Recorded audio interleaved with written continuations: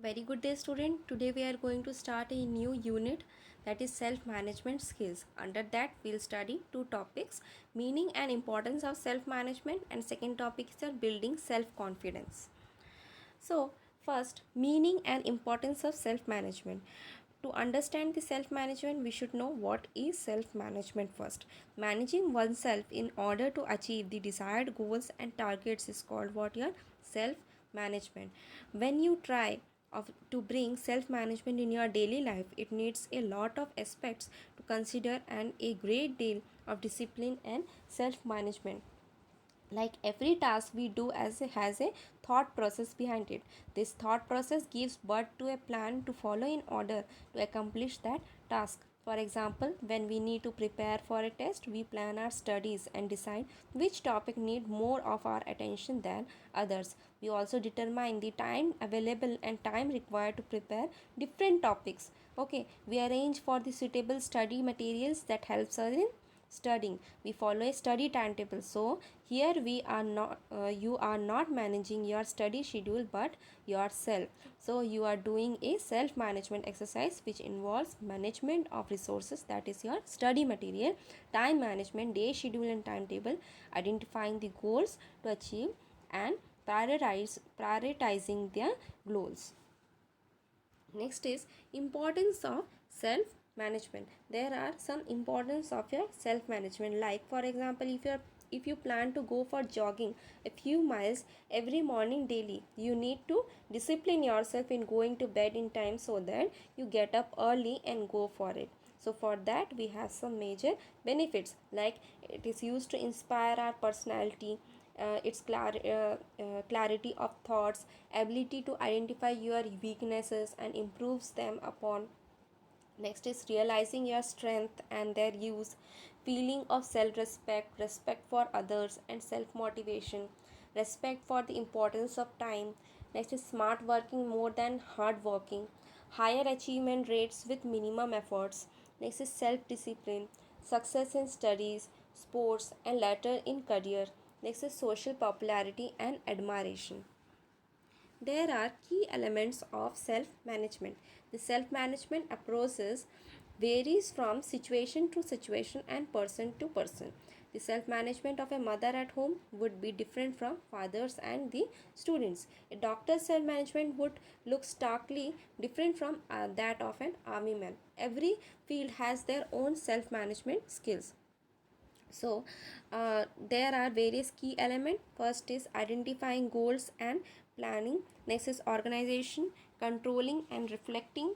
Okay, first we'll deal with controlling and reflecting. What do you mean by controlling and reflecting? First, controlling, analyzing your achievements at set intervals like weekly or fortnightly, looking for gaps and delays, thinking to refine the plan, finding out better ways to achieve the goals. Okay, incorporating new ideas, ensuring the self discipline, handling distractions. This all are what your controlling methods which help to achieve your self management. Next is reflecting. If you have set your goals, if you are set your targets in such a way that it will affect your outcome, then it is what you are reflecting. Like, since targets are specific and measurable, the comparison will clearly show you the positive or negative difference. This process is called what your reflection. In case of negative difference, you shall look for what went wrong, how can you improve the strategy to cover the gap, and positive difference will motivate you into thinking how you can do better, how can you raise the bar of performance, what little more can make your task complete. Next is your identifying goals and planning. How could you be able to identify the goals and planning? Once you decide to manage yourself, the first question comes is where to start from. Ask yourself, what do I want to achieve? It could be the daily exercise regime you have been thinking for long to start. So you could be able to identify, like, set the goal by writing down your desire, ambition, dream down on the paper, preferably in the large font. Okay, split your goal into monthly, weekly or daily targets, then only you could be able to plan it accordingly. Next is plan out what will you do to achieve the daily target. Next is your organization. Organizing means what? This is the phase where you begin acting on the set plan, where whatever you have set, you will be able to react accordingly. You are already clear what you are supposed to do to achieve your daily target. You need to do what? You need to organize that particular things. But on real grounds, many unanticipated barriers arise in your plan, like illness, guest at home, vacations, marriage in family. So, how will you measure your progress accordingly? The answer lies in your targets. You can manage what you can measure. Your targets should have following characters which make them SMART targets. So, what are the SMART targets? S means what? Specific. M means what? Measurable. A means what? Achievable. R means what? Realistic. And T means what? Yeah, time bound. So, what is specific? The target should mention what are you going to finish precisely. For example, I will prepare four more main topics of chapter 4. I have decided, like, under the chapter 4 I have to complete 4 topics, that it should be the specific. Next is your measurable. The specific target itself will tell you how it should be measured. Next is your achievable. Targets should be made considering your ability and circumstances that allow you to achieve them. Preparing more than 4 topics in a subject may not be possible. Set a target which you can achieve with hard work, but it should be in the range of your achievements. Next is realistic. This related to the previous point, but here the focus is on your ability considering the available time limit. Think about the target, if it is really achievable in the available time or not. Okay, for example, I will prepare 4 main topics of 5 chapters in biology. So this could be an unrealistic target, but it may be possible to prepare 20 topics in a day, given that you need to go to school. Next is time bound. Setting up a deadline brings you in discipline to work towards your goal. It also helps you in measuring your progress. After a week's time, you can easily calculate how many topics in which subject you have prepared in just 7 days. Next is tools of self management. There are basically 3 tools for your self management. First is self motivation. No one would command you for your self management. Okay, so it comes from within. Self realization is the initial step leading to self motivation and suggesting yourself that you should begin managing yourself. The purpose of this chapter is exactly this. It will tell you all you need to learn about your self management and inspire you to do it. So next is your time management. Time is of the what? Time is the important target to manage your goals. So time is of the essence in any effort for your achievement. Every goal needs to be achieved in a predefined time span. Time management involves deciding deadlines for achieving the targets and then managing the decided time so that all the required tasks are accomplished as planned. According to that, you have to follow some ingredients of your successful time management. First is prioritize. You should know what is more important and what is least. Second is time allocation, how much time each task should be given. And self discipline, it is directly related to what? Time management. Self discipline takes care of time management. If your efforts are sincere and your concerns are genuine about your goal, self discipline will prevail. Next is your responsibility. Sense of responsibility and constant reminder that you have to do this to achieve your goals is a must. Share your plan and desire of self management with your parents or elder siblings who will guide, help, and support you in your efforts. Next is building self confidence. How could you be able to build your self confidence? Low self esteem is like driving through life with your handbrake on. When you believe like yourself, you actually believe in your dreams, goals, and your aspiration. This belief brings a sense of confidence in you, telling you that you can do what you believe. This sense of confidence is called what? Your self confidence. Self confidence makes the person capable of achieving what he or she aspires for. Self confidence drives the person towards his goal, winning all the challenges in the way, and emerge as a winner. The reasons behind lack of self confidence are fear of failure, like looking at the possibility of failure only instead of looking for the ways to prevent or overcome them. There is saying most of the people are others. It means that some of us rely more on what other people say and do. People with low level of self-confidence seek others' approval instead of believing in what they can do. Lack of necessary efforts in overcoming their weaknesses, making weaknesses as an excuse instead of finding ways to get rid of it. Lack of confidence in putting forth the first step, like lack of initiation, what you have done. Poor or incomplete preparation. Those who believe that failure might happen do not prepare well, mistaking opportunities with problems.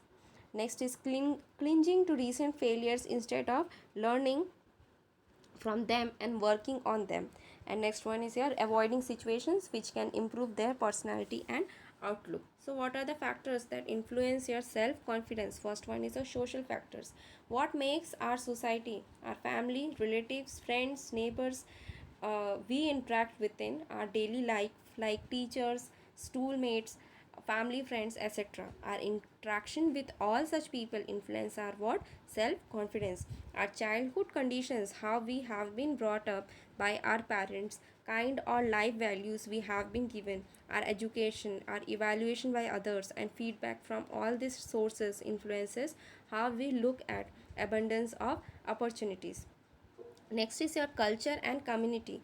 These are closely associated with our society, but talking of culture in a specific sense, it is the values, systems, and characteristic a particular group, religion, or ethnicity bears. It includes various ethnic practices of that culture. This all depends on what culture and community, which affects what your self confidence. Next is exposure to media and online social platform. We learned a great deal about the outside world from televisions, newspapers, magazines, movies, and the internet. Movies, program, news, and online interaction mold our thoughts and in turn influence our what beliefs and your personality. Negative influences like cyberbullying, content not suitable for age, violent movies and games affect our personality and the way we perceive the world.